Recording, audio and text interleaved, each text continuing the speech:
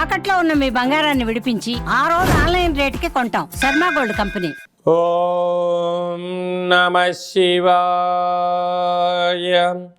ఓం నమో నారాయణాయ.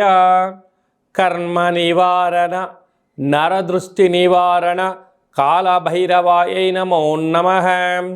ఓం కాళకాలాయ విద్మహే కాళాతీతాయ ధీమహి తన్నో నరదృష్టి నివారణ కాళభైరవ ప్రచోదయాత్. హరి ఓం. చూస్తున్న వీక్షకులకు ప్రేక్షకులకు ప్రియ కాళభైరవ భగవద్బంధులకి స్వాగతం పలుకుతూ మమ్మల్ని ఎంతగానో ఆదరిస్తూ ఉండబడినటువంటి ప్రియ సోదర సోదరీమణులకు జ్యోతిష్య అభిమానులకు సనాతన ధర్మ సంరక్షకులకు అందరికీ నూతన ఆంగ్ల సంవత్సర శుభాకాంక్షలు.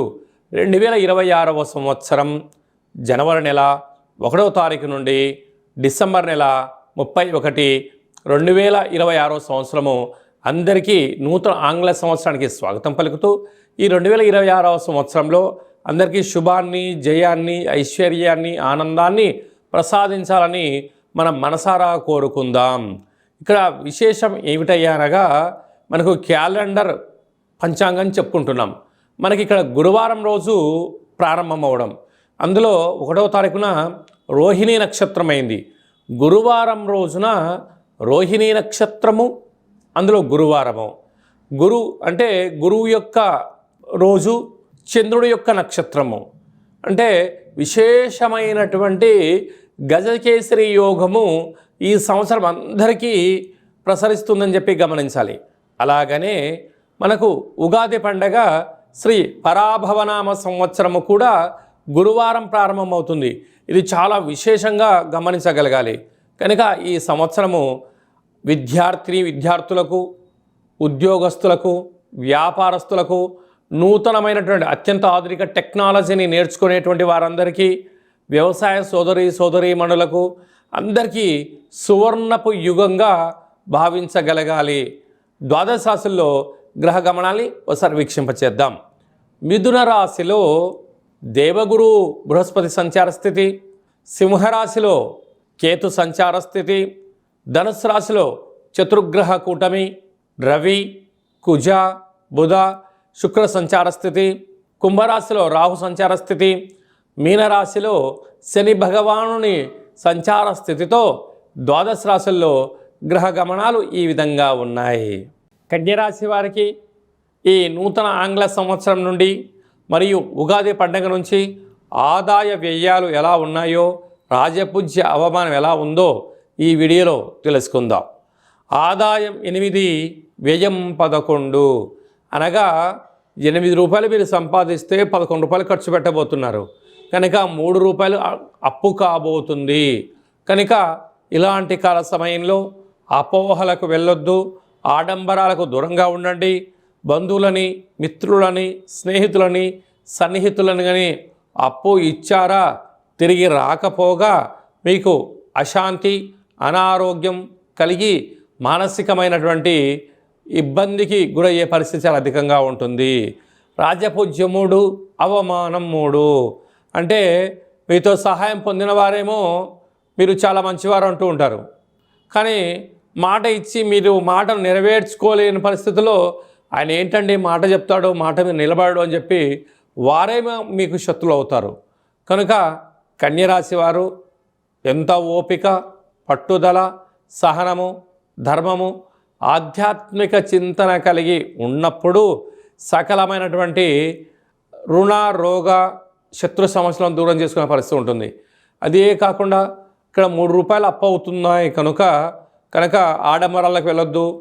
వచ్చినటువంటి ఆదాయాన్ని స్థిరాస్తులు సంపాదించే ప్రయత్నం చేయండి. కానీ బ్యాంకు వాళ్ళు లోన్లు ఇస్తున్నారు కదా, అడగగానే అప్పులు ఇస్తున్నారు కదా అని చెప్పి అప్పులు తెచ్చి ఇంకో చోట మీరు పెట్టుబడులు పెట్టారా? మీరు అప్పు తెచ్చిన చోటనేమో మీరు అప్పులు కట్టాలి. మీరు అనుకున్నంత ధర పలకలేని సమయంలో ఇది పోతుంది, అదే పోతుంది, అప్పుల పాలయ్యే పరిస్థితి చాలా అధికంగా ఉంటుంది. ప్రధానంగా ఆహార ఉత్పత్తులు, వస్త్ర వ్యాపారస్తులు, స్వర్ణకారిత వ్యాపారస్తులు, మార్కెటింగ్ రంగంలో ఉండబడిన వారు, ఆధ్యాత్మిక రంగంలో ఉండబడిన వారు, వ్యవసాయ సోదరీమణులు, సాఫ్ట్వేర్ హార్డ్వేర్ ఉద్యోగస్తులు ఎంతో అప్రమత్తత అవసరమని చెప్పి గుర్తుపెట్టుకోగలగాలి.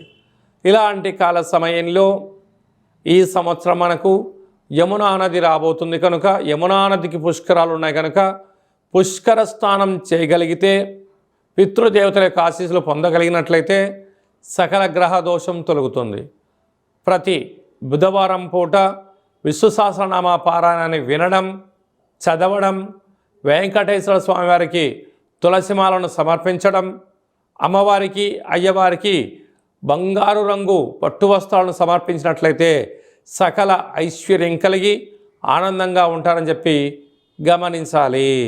ఈ ఆంగ్ల సంవత్సరం అంతను కూడా అందరము కూడా వీలైనంత వరకు తల్లిదండ్రుల యొక్క సేవ, తల్లిదండ్రులతో సత్ప్రవర్తన, తల్లిదండ్రులను ఎవరైతే గౌరవిస్తారో వారందరికీ యోగం కలుగుతుంది. అలాగనే మనకు దత్తాత్రేయ స్వామి వారి యొక్క దర్శనం, ప్రతి గురువారం పూట శ్రీ మేధా దక్షిణామూర్తి స్వామివారిని స్మరణ, ప్రతి గురువారం రోజున మహాదేవుడికి రుద్రాభిషేకము, అలాగనే గానగాపుర దర్శనము, వీలైతే అరుణాచల క్షేత్ర స్వామివారి యొక్క దర్శనం ఎవరైతే చేసుకుంటారో ఈ సంవత్సరంలో పరిపూర్ణమైనటువంటి గురువు యొక్క ఆశీస్సులు కలిగి విద్యలో, ఉద్యోగంలో, ఐశ్వర్యంలో, వ్యాపారంలో కొదవ ఉండదు అని చెప్పి గమనించగలగాలి. ఇంకనూ మనం విజయం సాధించగలగాలి అన్నట్లయితే ఒక్కొక్క నెలలో మనకు ఒక్కొక్క కాళభైరవ స్వామి వారు ఉంటారు. ఆ కాళభైరవ స్వామికి స్మరణ, ధ్యానము, కూష్మాండ దీపము, నారికేల దీపము, పిండి దీపాన్ని, గండా దీపాన్ని ఒక్కొక్క నెలలో ఒక్కొక్క విధంగా మనం పెట్టుకోగలిగినట్లయితే సంపూర్ణమైనటువంటి స్వామివారికి ఆశీస్సులు కలిగి ఎవరి ఇంట్లో ఎలాంటి ఇబ్బందులు లేకుండా, అష్ట కష్టాలు లేకుండా అష్ట ఐశ్వర్య ప్రాప్తి కలుగుతుందని చెప్పి గమనించాలి. అలాగనే మీ వ్యక్తిగత జాతకం తెలుసుకోవాలనుకుంటున్నారా?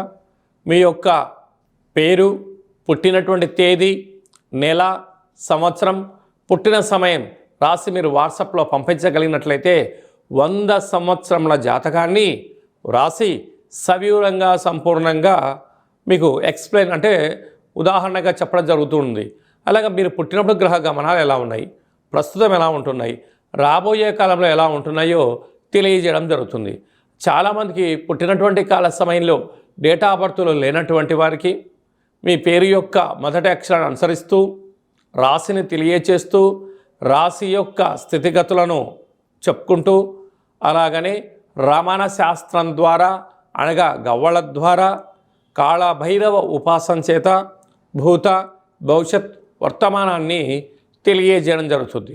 కనుక 2026వ సంవత్సరంలో మనకు ఉగాది పండగ దగ్గర నుంచి ఆదాయము, వ్యయము, రాజపూజ్యము, అవమాన కార్యక్రమాలను ఎలా నివారించుకోవాలి, ఐశ్వర్యాన్ని ఎలా పొందుకోవాలో ముందుగానే తెలుసుకుందాం. అపాయింట్మెంట్ తీసుకొని సంప్రదించగలరు. అందరికీ ఈ 2026వ సంవత్సరంలో శుభం, జయం, లాభం, ఐశ్వర్యం కలగాలని కోరుకుంటూ ఆశీర్వచనం.